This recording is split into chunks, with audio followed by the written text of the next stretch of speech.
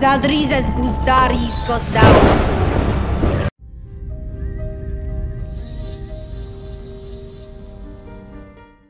Alright, what's up? Now this first question comes from a user named Mr. Renbeer, and he or she or they says, Mushroom is not mentioned as far as I know, but, and it's a big but, he may be playing a drum at Princess Rhaenyra's wedding. Now, I think this may be the same person that a few people thought was Mushroom in the first episode with the tourney celebrating the birth of Prince Balon, the heir, right? I don't think so. Mushroom is supposed to be a midget with an extremely enormous dick and also head. Like, according to him, he's got both of those.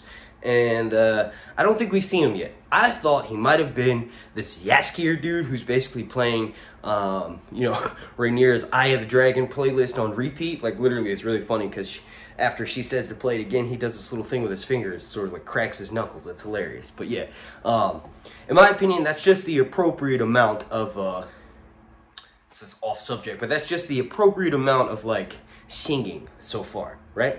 Like, we're going to be getting into a very tragic story here, starting, like, already. So it just makes sense if that's kind of cut down. I do enjoy it in The Witcher, though, Toss a coin to the Witcher. But if I had to guess, since Ryan Condal has confirmed that Mushroom will be appearing in this series either as a background character or a named person, right? A few people think that Mushroom could actually be turned into a woman for this series, and we may find out later on in this series when Rhaenyra directly addresses her or him, right? We don't really know what's going to happen. But I will say, let's continue to keep our eyes out. Mushroom most likely will be making an appearance in this show, especially since they're sticking with basically turning the books into a TV show. Now, the next question comes from a user named Dave Mesa, and he or she or they says, who's the other dragon rider in the armor at the end of the episode? Me, ya boy, Sir Hunts. No, I'm just kidding. That's Laenor. That's the son of Corlys and Rhaenys, right? The last time we saw him was in the first episode, when we see Laenor and Laena, right? We saw Laena the next episode, in episode 2 with the king, when she's walking with him, and she's like, my mother said I wouldn't have to bed you, right? And then she ultimately says, where the fuck is Vhagar? I want to go get the big girl, right? We saw her there, but next to her is Laena. Remember, this episode, in episode 3, there's a 3-year time jump. So that little 11 or, 10-year-old boy is now Laenor, who we see as being portrayed by Theo Nate. And the dragon that he was riding on was Sea Smoke. And the reason why Laenor is a dragon rider is because his mother, Rhaenys, is a Targaryen who rides the dragon Meleys. Technically, the Velaryons are not a dragon riding family from ancient Valyria in this series. And really, for the most part, for the TV show and the books as well, because the main person in House Velaryon in the main series that's sort of like playing a role, at least he's a bastard anyway, this dude named Moraine Waters, and basically Cersei makes him her master of ships, and when she gets locked up and thrown in prison before she does the Walk of Atonement, happens in the books and the TV show, before she does that, she's still in prison, and he takes off with all of their ships and goes down to, get this, the Stepstones, and is now the Lord of the Tides down there. He's basically a pirate king. He stole the royal fleet, and he's set up in the Stepstones, and he's doing what we just saw in episode 3. That's how cyclical and awesome this fucking story is. Next comment comes from a user named Ben Block. Oh wait, actually before I do that, please do me a massive favor. As you can see, I'm doing multiple types of videos per episode, right? I'll do an episode breakdown, a promo breakdown for the following episode, and then a Q&A, and then probably a theory video, and then also a pre-game live stream. So make sure to subscribe, slap a like on this video, and ultimately leave a comment down below. What that'll do is, if you'll notice, my videos only get promoted in YouTube's ranking system for less than 24 hours. After that, they virtually disappear. And if you're unaware, that's known as something on YouTube and other social media platforms as a shadow ban. I'm not sure what the hell I did to cause that to happen on my channel. Maybe what I'm asking you to do, if you enjoy my content, only if you enjoy it, is to just subscribe, slap a like, and then interact, by leaving a comment down below. It'll help tell YouTube, hey, even though you guys are shadow banning this dude for literally no fucking reason, we still want to watch his stuff. Promote it so that he can also get other people to watch his stuff.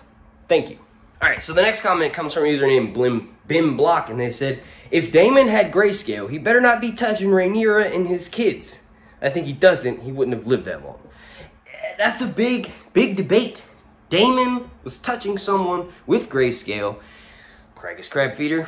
But when you compare Crab Feeder's Greyscale from the beginning episode to the end of the episode, it seems as though it's not progressing. There are people that are saying, look at his eyes, and like his eyes change a little bit. It's like if Daemon was gonna get Greyscale, that goes so far against book canon, it just won't happen. It's like people were complaining that he had plot armor for the arrows. It's like, you gotta understand, I don't know if any of you guys have ever... Holy shit.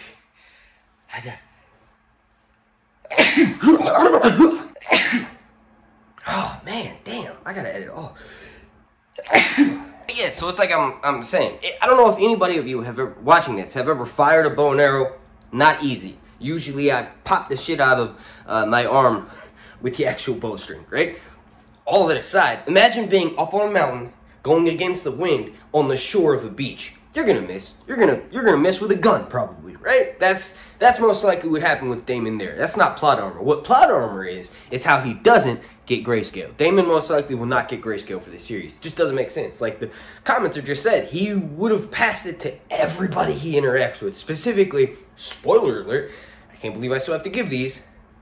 Game of Thrones spoiled the crap out of this show. Not just the clip that everyone's sharing of Joffrey, but also of Stannis. Stannis also spoils what happens in this show. Like what happens in the first season, Stannis spoils that. So be mad at them. But anyway, Rhaenyra and Daemon have kids, and if Daemon has it, then that would mean every single other person he comes into contact would have it too. Like he's not gonna not have sex with Rhaenyra and have 3 kids with her, right? That's what's going to happen. Those 3 kids would all have Greyscale along with Rhaenyra and all that other shit. Everybody would have Greyscale. So Daemon in this series does have plot armor, and the plot armor protected him against the Greyscale. Alright, now this next question comes from a user named Chelsea Valeria, and they said, great video, thank you. Can't wait to see which rumors from the books they will show. Daemon and Rhaenyra or Daemon and Alicent. This episode will be very intense. Now, if you're unaware, Daemon was fucking everybody, especially in the books. Like, there's rumors that the reason why Sir Otto doesn't like Daemon is because Daemon took the maidenhead of Alicent, his daughter. Now that's probably bullshit. That's definitely bullshit for the TV show, at least, because we see that Sir Otto doesn't like Daemon at all, and Daemon definitely hasn't fucked Alicent because Alicent has had kids from the kings. Now one thing, and this is one thing that I am proud of because I am the very, at least that I've known about, right?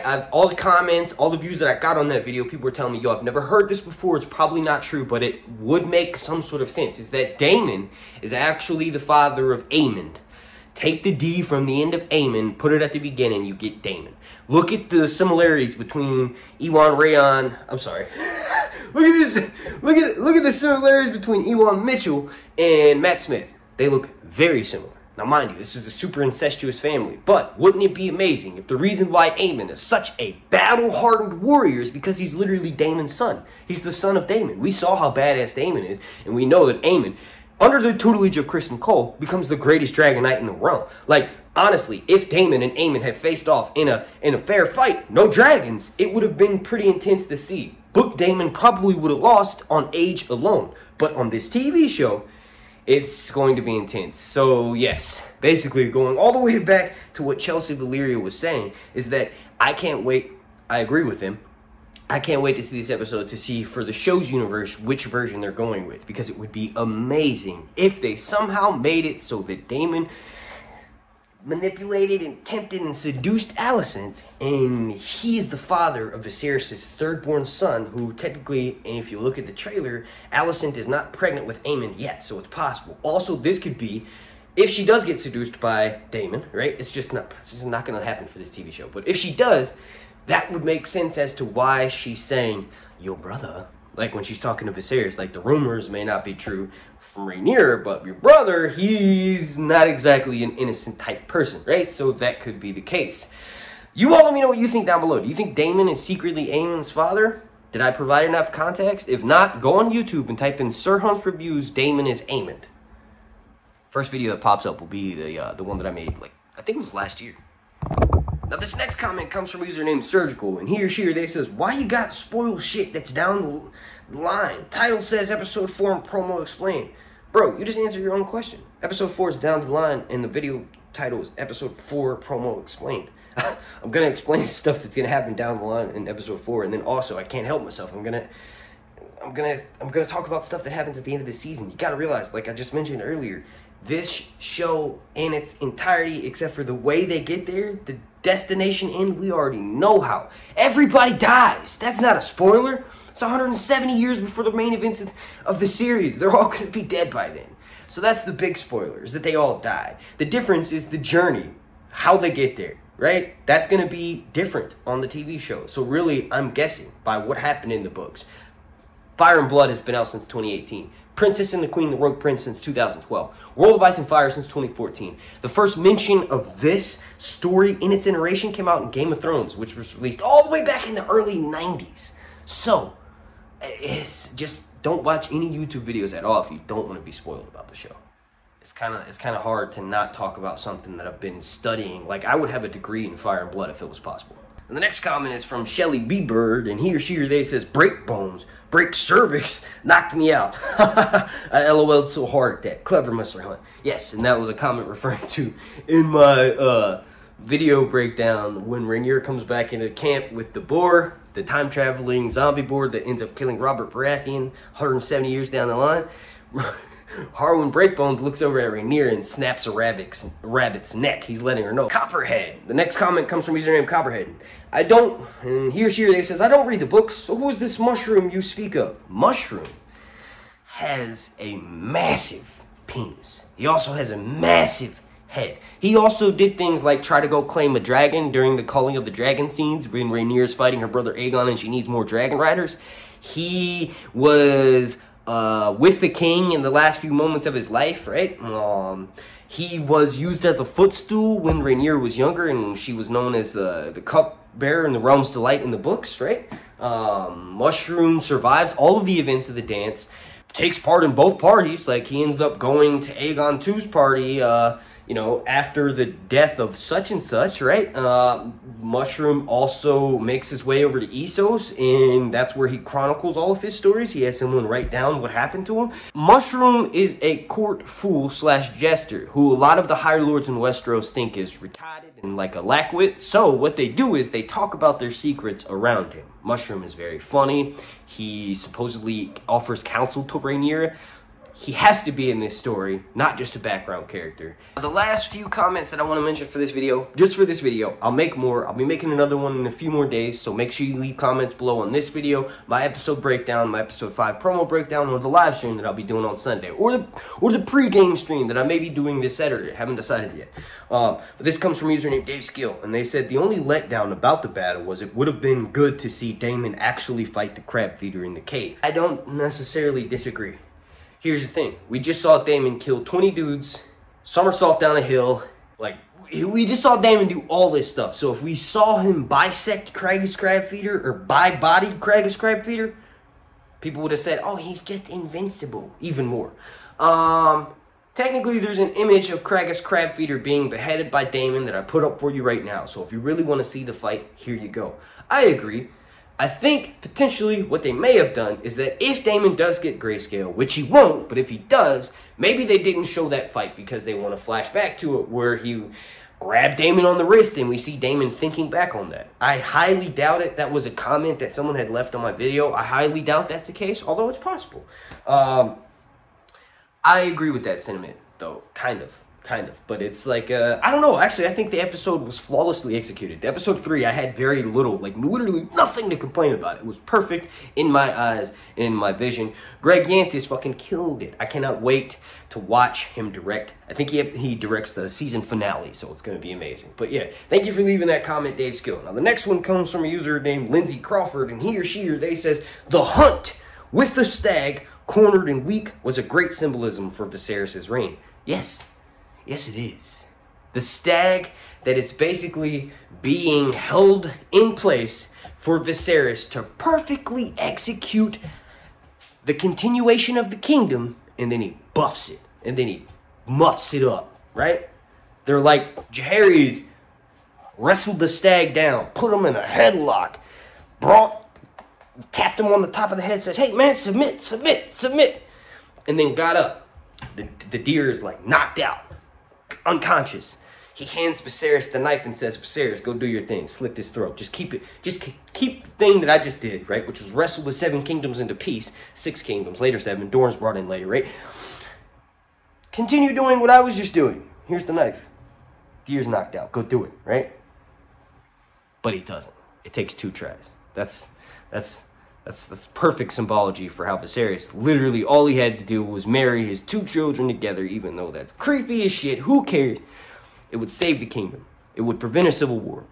Targaryens had been doing that as of old, and as a matter of fact, Jaehaerys and Alicent, his grandparents, were siblings. This will get you even further. His parents, Baelon, married his sister. Thank you all so much for watching. Please slap a like on this video. Like was going to be 420. Thank you for leaving that comment, Lindsay Crawford, and thank you for watching. Also, super special shout out to every single member of my Patreon family over on patreon.com/SirHuntsReviews. I want to thank you all again so much for watching. My name is Mark, and this has been Sir Hunts, and I'm not Zaltrizas. Make sure you subscribe and have your notifications turned on. I'm really close to hitting 100,000 here on YouTube.